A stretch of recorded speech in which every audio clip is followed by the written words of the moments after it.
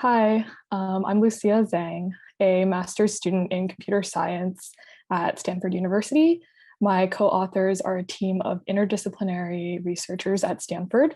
Neil Guha and Peter Henderson are JD PhD students in computer science. Brandon Anderson is a data scientist, and Daniel Ho is a professor of law and political science at Stanford University. Today, I'll be presenting on our paper, When Does Pre-Training Help? Assessing Self-Supervised Learning for the Law. In this work, we aim to establish a set of NLP benchmark tasks for the legal domain and explore the conditions for which domain-specific pre-training may be worthwhile. It has been said that NLP has hit its ImageNet moment with the rise of large language models like BERT. However, curiously, existing work has reported marginal gains for pre-training large language models on law, particularly compared to the much more significant gains achieved by domain-specific pre-training in other fields, such as biomedicine and computer science. As an example, consider the core NLP task of text classification. The Chalkaitis work, one of the most comprehensive existing evaluations of pre-trained language model performance on legal NLP tasks, finds that the macro F1 gain of BERT pre-trained on law over base BERT is only 2.5, and the gain is even smaller for other tasks like named entity recognition. In contrast, the authors of the SciBERT paper showed that a BERT model pre-trained on scientific text with a custom scientific vocabulary achieves a 7.07 gain in macro F1 on a text classification task. It's worth noting that some of the large differences reported in related work like BioBERT compare BERT pre-trained at 1 million iterations and a domain-specific pre-trained model on top of BERT at 2 million iterations. And therefore, the result may be confounded by this. In light of work by the authors of Roberta, which suggests that BERT was significantly undertrained and can achieve higher performance by simply pre-training the model longer. We'll discuss how we address this issue more in our evaluation. So this all leads to the question, why have such large gains from domain-specific pre-training not been observed in law? We hypothesize that existing benchmark legal NLP tasks are not adequately difficult enough to satisfy the conditions under which significant gains from domain-specific pre-training can be observed. This may be due to the expense of hiring lawyers with legal knowledge to manually label datasets for difficult legal tasks. As a result, many private companies are unlikely to make investments in labeling unless it is for solvable tasks. So existing legal NLP datasets are not only small or proprietary, but also tend to reflect lower difficulty tasks that have been solved by methods often predating the rise of self-supervised learning and models like BERT. Armed with this hypothesis, we set about trying to construct a new large labeled dataset for more difficult legal NLP tasks. As mentioned, this is often quite expensive due to human annotation costs. So we ask ourselves, instead of relying on expert annotation, can we extract signals from case law language in a systemic way to create a task? It turns out that the answer is yes, and this is because of one of the unique aspects of case law language, that it is stylistically governed by the Blue Book rules of legal citation, which set a standard for how legal citations appear in case law. This brings us to our key idea. We could create a multiple choice question answering task by leveraging these standardized rules to extract holding statements in case law. Holdings express governing legal rules when law is applied to a particular set of facts. They are precedential, which means they are what litigants rely on for subsequent cases. In case law, holdings follow legal citations and frequently begin with the keyword holding in parentheticals, as this format is strongly recommended by Blue Book. Using this idea, we created a new benchmark dataset, CaseHOLD. The next slide shows one example from the CaseHOLD dataset. On the left in gray is a citation and its citing context. We replace the location of the holding statement in the citing text with a holding token in brackets. On the right are the 5 multiple choice options for the citing text. The green boxes are incorrect holding statements matched with the citing text prompt, and the green box contains the correct holding statement that corresponds to the citation in the case law. This dataset has around 50,000 examples, comparable in size to other general domain NLP tasks, such as SQUAD and SWAG. To construct the CaseHOLD dataset, we extract all citing context, citations, and holding statements from a holdout set of the Harvard Law Corpus, which is around 10% of the total corpus. We use the other 90% of the corpus for pre-training models, which we'll discuss in more detail in a few slides. Each example in the dataset consists of a prompt formed from the citing text and citation, one correct answer, which is the true corresponding holding statement found in the original text, and 4 semantically similar but incorrect answers, which are other holding statements sampled from the pool of all extracted holding statements. To match a prompt with 4 incorrect answers, we calculate the TF-IDF similarity between the correct holding statement and the other holding statements and match the prompt with the other holding statements with high similarity.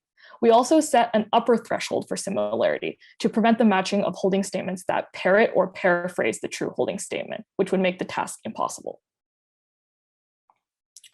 We also evaluate our model on 2 other benchmark datasets. The first is the overruling dataset, which simulates a binary classification task to determine whether a statement is overruling or not. This dataset is fairly small, consisting of 2,400 examples, and was created by CaseText, a company that collaborated with our team to release the dataset publicly. The second is the terms of service dataset, which also simulates a binary classification test to determine whether a consumer contract term is potentially unfair or not. This dataset was manually labeled by legal experts and contains around 9,400 examples. It was created by the authors of the Claudette paper cited on this slide. Next, we'll talk about the methods used to evaluate these legal benchmark tasks. To begin, we'll introduce the central BERT transfer learning paradigm, which we use to train our domain-specific models for law. This learning process consists of 2 steps. One is unsupervised training of large amounts of unlabeled text. In the case of base BERT in Devlin et al., the original paper, this is a general domain books corpus and Wikipedia. But as we'll see, this can be domain-specific text as well. BERT is pre-trained on this unlabeled text using 2 training objectives, masked language modeling and next sentence prediction. For the MLM objective, BERT masks random tokens in the input text and predicts the masked token. For the NSP objective, BERT predicts whether in a pair of sentences, the second sentence is the subsequent sentence of the first sentence in the original text. The second step is supervised fine-tuning on a specific downstream task with a labeled dataset. Using CaseHOLD as an example, we feed BERT citing text prompts as input and train BERT to predict the correct holding statement from the 5 answer choices. We trained several models using this framework. For our baseline models, we trained a 1-layer bidirectional LSTM initialized with 300-dimensional word-to-vec embeddings. For our baseline BERT model, we used the base BERT uncased model with 110 million parameters from the original BERT paper by Devlin et al. We also train a BERT double model initialized with base BERT parameters and pre-trained for an additional 1 million steps on the general domain Wikipedia corpus used to train base BERT. BERT double provides us with a model that is pre-trained for 2 million total steps for direct comparison against our legal domain-specific BERT models, which are also pre-trained for that many steps, addressing the confounding issue discussed earlier. Legal BERT is initialized with base BERT parameters and pre-trained for an additional 1 million steps on the case law corpus, the 90% of the Harvard Law corpus introduced earlier. But it uses the same general domain vocabulary as base BERT. Custom legal BERT is pre-trained from scratch for 2 million steps on the case law corpus with a custom legal domain-specific vocabulary constructed using sentence piece on a subset of sentences from the case law corpus. With some initial exploration of model behavior, we can see the significant benefit of a domain-specific pre-training corpus and vocabulary for legal domain-specific reasoning. Let's take a look at a couple of examples. Here's a quote by Justice Marshall from Marbury v. Madison. "The very essence of civil liberty certainly consists in the right of every individual to claim the protection of the laws whenever he receives an injury." We can transform this quote for masked language modeling by masking out the last word, injury, and feeding this input to our BERT model. We would like the BERT model to correctly predict that the masked word is injury. We observe that base BERT and BERT double do not predict the correct completion within the top 5 completions with highest likelihood. I think base BERT predicts action and BERT double predicts emergency. But legal BERT predicts the correct completion, injury, correctly. This demonstrates that domain-specific pre-training on legal text significantly improves model accuracy for tasks for which the pre-training text provides relevant knowledge, in our case, case law. Custom legal BERT predicts correctly as well, though this is not pictured in the slides. As another example, take the definition of the word affidavit from LEX, the Cornell Law School Legal Information Institute Legal Dictionary and Encyclopedia. Here, we transform the input by masking the defined word affidavit and have BERT predict this masked word. We observe that our BERT double and legal BERT models predict that the most likely word is oath, which is similar in meaning, but not as technically precise as affidavit. Custom legal BERT, on the other hand, predicts the correct word affidavit and attributes high likelihood to this prediction. We see about 80%. Affidavit is in the legal domain-specific vocabulary for custom legal BERT, but not in the general domain vocabulary of BERT double and legal BERT. This suggests that the custom vocabulary contributes to additional gains beyond those from domain-specific pre-training only, especially for tasks that contain highly domain-specific terminology. We zoom out a little now to briefly discuss the details of unsupervised pre-training and supervised fine-tuning procedures we used for evaluation, and then we will present the results of the base setup and some variants. We use the pre-training procedure detailed in Devlin et al. With a few adaptations for improved performance on legal texts. One adaptation we implemented was a custom sentence segmenter that uses regular expressions based on Blue Book rules to keep legal citations together for next sentence prediction pre-training. This change was important because traditional segmenters use period characters as sentence delimiters, but there are many non-sentence delimiting periods in case law. We also used whole word masking for the masked language modeling pre-training objective. This change masks whole words rather than subtokens, forcing BERT to predict entire domain-specific terms, which are often not present in the general domain vocabulary and therefore frequently tokenized into subtokens. For fine-tuning, we use the input transformations presented in Radford et al., which allow us to train on different downstream tasks while making limited adjustments to the model architectures. Here, the green model box represents the section of the pipeline where we can slot in any of our previously described pre-trained BERT models. We'll go through the multiple choice question answering pipeline in a little more detail here, but the classification pipeline is similar. Using CaseHOLD as an example, we transform a particular example from the dataset so that the prompt is concatenated to each answer choice separately and separated by a start, delimiting, and end token. We feed each independently to the pre-trained BERT model we would like to evaluate, and this output goes through a classification head composed of a linear layer and softmax to produce a prediction of which answer choice is correct. The text below the diagram shows how this would be done for the original CaseHOLD example presented earlier. The following base setup results use this pre-training and fine-tuning procedure to evaluate the 3 benchmark tasks with tenfold cross-validation. We report average macro F1 as our performance metric. We observe that the baseline model performance for overruling is high. This is likely because the overruling task is comparatively easy. The task reduces to identifying the presence of keywords like overruled and disapprove in many cases, as these keywords commonly appear in overruling sentences. The baseline performance on terms of service and CaseHOLD is lower, which tells us that these tasks are more difficult and cannot easily be solved with a BILE-STM or base BERT.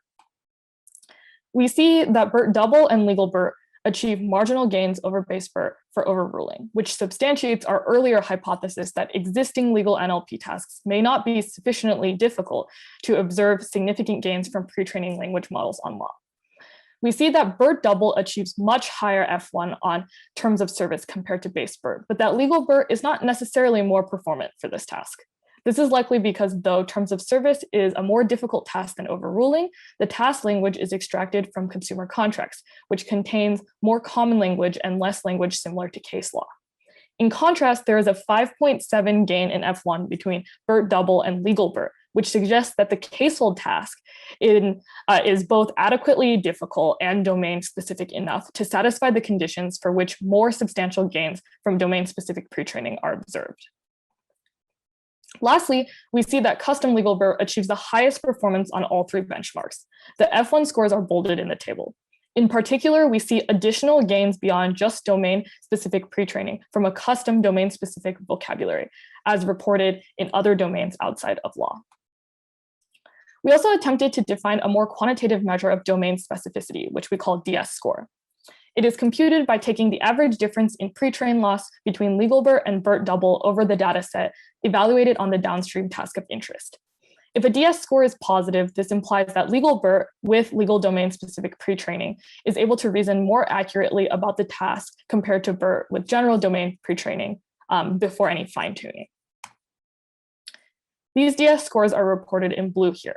We see that the rank order of the DS scores matches our qualitative understanding of the domain specificity of the three tasks, with terms of service being the least domain specific and having the lowest DS score, and CaseHOLD being the most domain specific and having the highest DS score. We also evaluate the model on a few task variants. We discussed one of them here, and the rest are included in the paper. For the train volume variant, we vary the size of the CaseHOLD training set. This plot shows that legal BERT dramatically outperforms BERT double in precisely the setting that is relevant to law, where there is limited labeled training data. In conclusion, we present a new legal NLP dataset, CaseHOLD. This dataset illustrates the advantages of leveraging domain-specific knowledge, the standardized Blue Book format for holding statements in case law, to construct legal NLP datasets. Using CaseHOLD, we show gains from pre-training language models on law comparable to the largest gains reported by CyBERT and BioBERT. We hope this contribution drives excitement and interest in solving more difficult legal NLP tasks. Additionally, we outline two conditions that help identify where domain-specific pre-training may be worthwhile: task difficulty and domain specificity, and offer some ideas such as DS score about how to quantify these qualities of a task. This may guide practitioners in deciding when resource-intensive pre-training is necessary in the future. We close by sharing some resources. The legal benchmark datasets and the code for fine-tuning to replicate reported results are available at this GitHub link. We also invite you to download and explore our pre-trained language models for law on the Hugging Face model repository. You can explore model behavior using the Marbury v. Madison and the affidavit example from the slides, or any other descriptive examples of your choosing in the browser on the Hugging Face model pages. Thank you for listening. Neil and I are happy to take any questions, and our contact information is also on this slide. Thank you, Ms. Lucia. And we have a question. In the section of related work in your paper, you have mentioned the possibility of selection of bias in available legal and NLP datasets, and this becoming one of the risks in the rise of self-supervised learning. What could be a solution of the control of the bias in the usage of self-supervised learning, and which are the risks we are facing with the non-usage of those solutions? Yeah, so I think the question maybe is referring a little bit to the bias towards, let's see. Yeah, the bias of like towards simpler NLP datasets like being existing in the public, and the reason for that being that it is expensive to actually annotate legal NLP tasks specifically, because you have to pay lawyers with very expert like legal knowledge. And so one thing we sort of suggest in this paper that might help alleviate that issue with the cost is trying to extract signals based off the specific rules of like case law, or maybe based off any other formats of legal texts that are standardized, in order to do this in an automated fashion. And in that way, we can make large data sets much more cheaply for maybe tasks that are also more difficult, like something like multi-class classification or multi-label classification. So that can help. I think maybe another answer to that is more collaboration between these like companies and outside independent researchers, which may encourage like work towards that. Now we can move on to the question. But before that, would you like to make any additional comments to the previous recorded presentation, Mr. Guha? No, I'd love to hear the questions that folks have. Okay, let's go. The first question is, due to their financial costs, are pre-trained models only recommended for difficult and complex tasks in the legal domain? Yeah, that's a fantastic question. I think it's important to distinguish between, I'm assuming the question's asking whether we're recommending pre-trained legal models over general purpose legal models or general purpose language models like BERT with regards to customized corpora in the legal domain. And I think that's a difficult question to answer without more facts, but I think there are a variety of considerations that might inform such a decision. So the complexity of the task is definitely a consideration. Pre-trained models, and you'd think that the reasoning patterns that are present in a corpus are more likely to be important the more complex the task is. And I think that's what our work shows, especially with the performance improvements on CaseHOLD. But also other considerations include the alignment between the pre-training corpus and the data set for the task that you care about. The closer those two data sets are aligned, the more likely you're going to see a benefit from pre-training on a customized corpus. And finally is a question about the amount of data you have for the fine-tuning or end goal task. If you have less data, that suggests, and our results also indicate this, that you're probably going to want to pre-train on a you're more likely to want to pre-train on a customized legal corpora. If you have a lot more data, then it seems like you can get away with using an existing model that's been pre-trained on a more general corpus. Great. We have another question from Thorne McCarthy. He said, your best result were from custom legal BERT. What was the training time and training cost for this model? Are you using GPUs or TPUs? Yeah, so we trained it for 2 million steps on Google Colab TPUs, which I think took a couple of days, if I recall correctly. Because we were using Google Colab TPUs, and at the time, Google was freely giving away TPU compute. We didn't actually have to pay for it, but I'm sure I could pull up an estimate for you offline to find what the actual cost would have been. But yeah, we were really lucky that we were able to leverage this resource, and it was fantastic.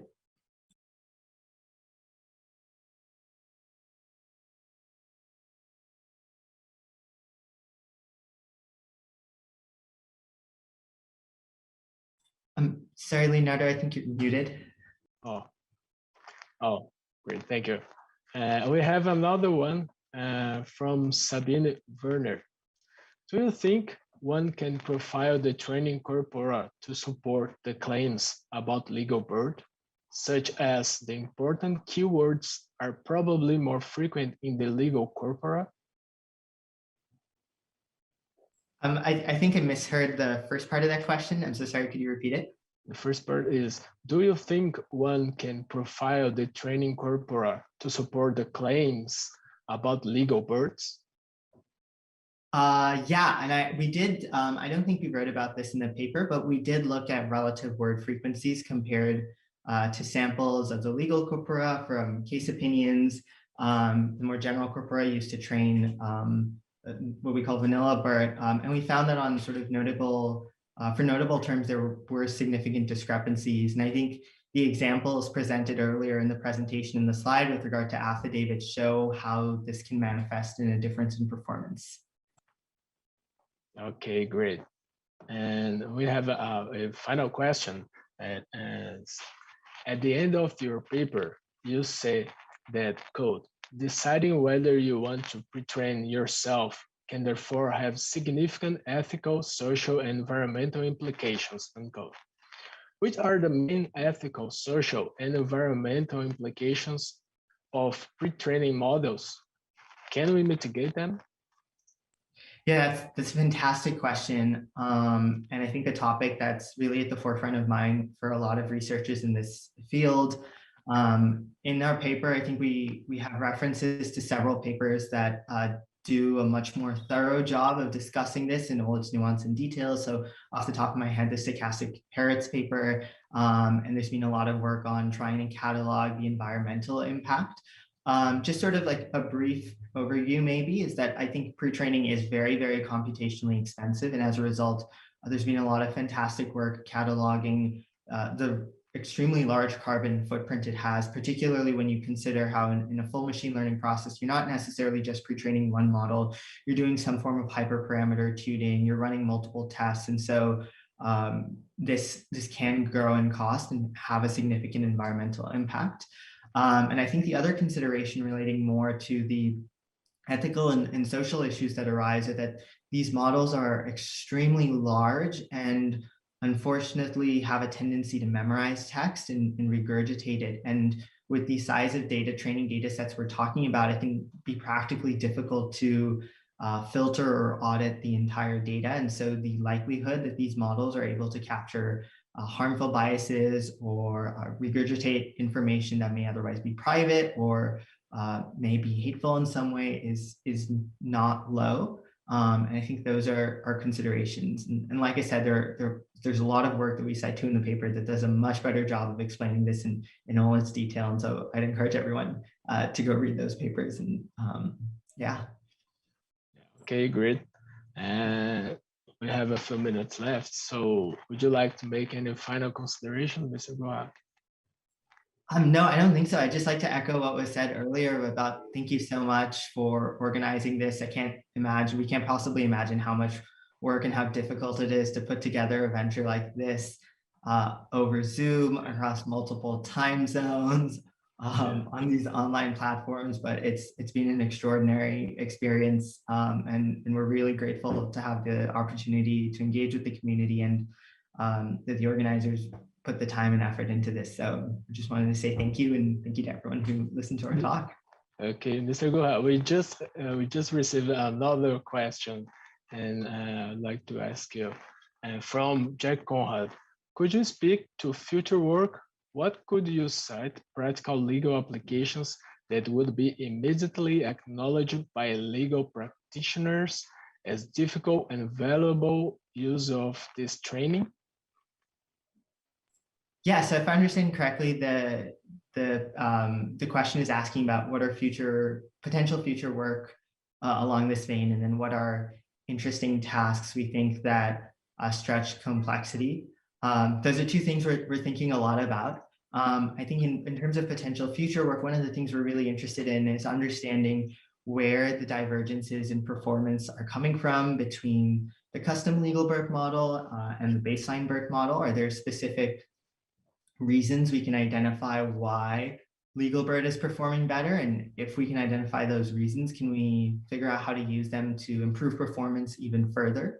I think with regards to tasks, one of the things we really liked about the CaseHOLD dataset is the extent to which we can leverage structure already existing in legal texts through holding statements, because I think that, as Lucia said, the problem with legal benchmarks is it's very, very difficult to get human labels. And so we're looking at that. There are potentially interesting things we could do around citation signals. I know there's a lot of work happening around contracts. The Quad CUAD dataset recently came out, and so that's really exciting. But I think in general, this is a really exciting space, and there's lots unfolding, and we're really looking forward to seeing where it goes.